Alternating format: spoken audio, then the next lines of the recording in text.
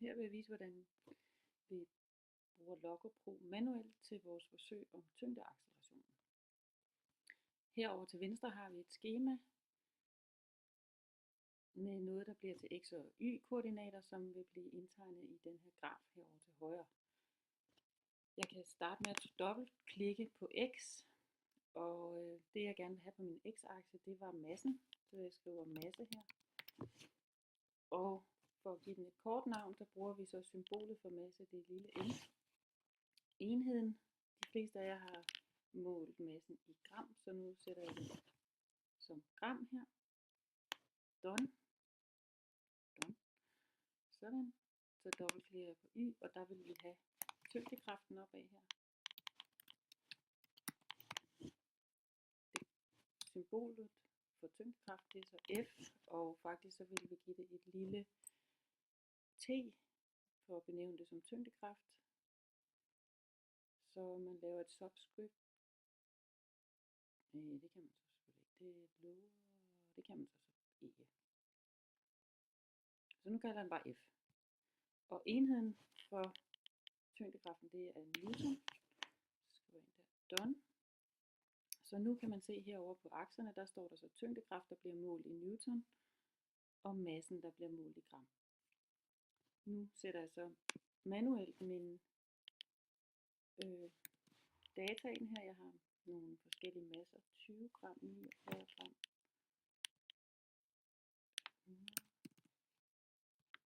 150, 200, 500.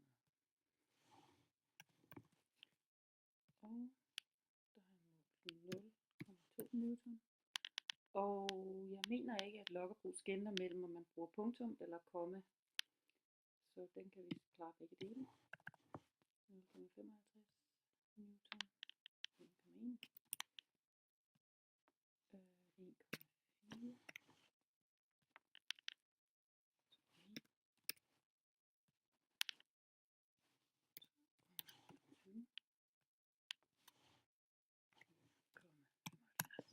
Nu har jeg indlagt mine måleresultater manuelt herover.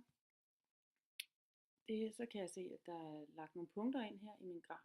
Hvis jeg gerne vil ligesom udnytte hele billedet, så kan jeg gå op og trykke her på autoscale. Og ja, det jeg gerne ville vise, det var jo, at tyngdekraften var proportional med massen. Det jeg så kan gå ind og gøre nu, det er, at jeg kan indlægge en kurve, så jeg går ind under Analyze-bjælken og går ned under Curve Fit her. Så kommer der nogle forskellige muligheder op med forskellige funktionsforskrifter, jeg kan bruge til at indlægge en kurve, eller i det her tilfælde en ret linje, der går gennem 0,0. Jeg skulle nok egentlig have brugt 0,0. Jeg skulle nok egentlig have den med herovre. Den skriver jeg lige hernede. 0. Den var vist foretrykket i jeres schema, så den tager jeg lige med her. Sådan. Gå ind og analysere igen. Curve Fit. Og jeg vil gerne have den, som den allerede har markeret her, som den første mulighed, at jeg får en forskrift, der er proportional, altså hvor tyngdekraften er proportional med massen. Med en eller anden proportionalitetskonstant A. Jeg skriver try fit, og det ser fint ud, så jeg siger OK. Så nu har den indlagt en ret linje, der går gennem 0,0, fordi det var den forskrift, jeg ønskede. Og så er der en boks her med nogle informationer, man kan forøge skriftstørrelsen her, hvis man går ind under. Hvis man dobbeltklikker på boksen og går ind under Appearance, og så går ind under her, så kan vi lige forøge skrifttypen, sådan at vi kan se det lidt bedre.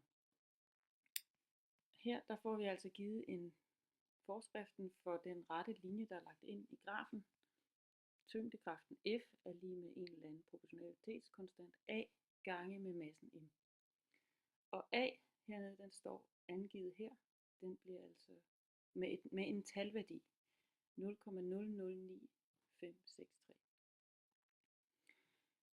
For at vise, at tyngdekraften er lige med tyngdeaccelerationen, den vi kaldte G, gange M, så skal vores A, altså her, som vi har fået givet af Lokkerbro, skal være lige med vores G. Eller den skal sammenlignes med vores G. Man kan indsætte en tekstboks her. Tekstboks, insert, tekst. Okay, jeg kan så skrive tabel, værdi,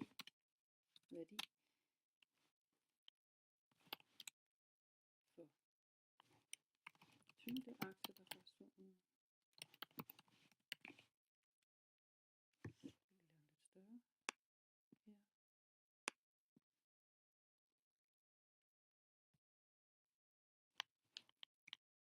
G, den var altså lige med 9,82 newton per kilo. Vores målte værdi, det er altså den, som nu Lokkerbro har beregnet for os. Den er altså G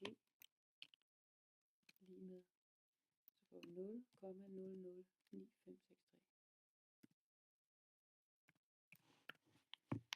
Og nu skal jeg så være opmærksom på, hvad er nu mine enheder. Og det jeg kan se her, jeg har jo altså newton for kraften, så det er newton. Men så har jeg ikke kilo. Massen, der havde jeg bare taget det, vi har målt masserne i gram, så den er altså newton per gram.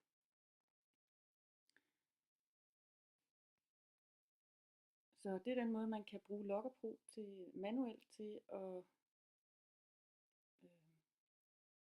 finde den bedste rette linje gennem de punkter, vi nu har målt, for at finde netop tyngdeaccelerationen.